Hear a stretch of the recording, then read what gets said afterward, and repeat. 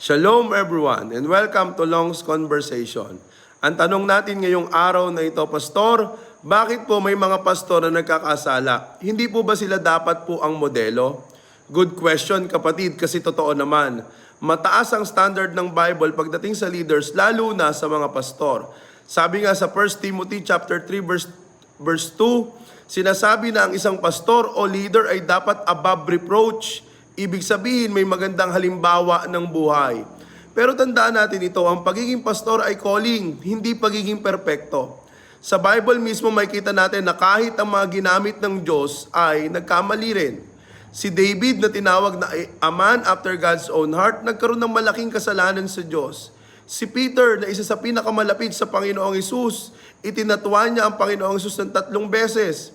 Hindi ito excuse sa kasalanan. Ipinapakita lang nito na kahit leaders ay tao pa rin na nangangailangan ng biyaya ng Diyos. Minsan kasi iniisip natin na ang pastor ay parang superhero, pero ang totoo, hindi siya superhero. Isa siyang makasalanan na tinawag para maglingkod sa Diyos.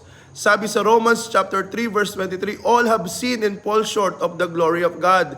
Kasama doon ang lahat, members, leaders, workers, pati pastors.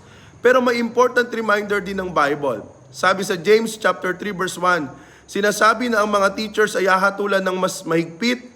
Ibig sabihin, hindi pinapabayaan ng Diyos ang kasalanan ng leaders o ng pastor.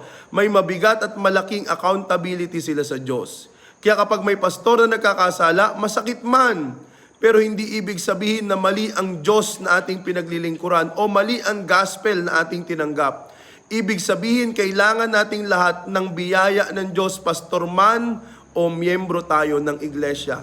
Sabi nga ng theologian na si John Stott, the church is a fellowship of sinners saved by grace. Ang church ay hindi museum ng mga santo, kundi hospital ng mga makasalanan.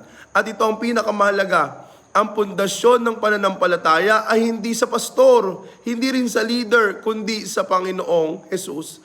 Ang pastor ay guide o gabay natin, pero si Jesus lang ang Savior o tagapagligtas natin. Kaya kapag may leader o pastor na bumabagsak sa kasalanan, huwag nating hayaan na bumagsak din ang pananampalataya natin sa Diyos. Sa halip, lalo nating tandaan na ang tunay na modelo ng buhay ay ang Panginoong Hesukristo at siya ay hindi kailanman nagkasala.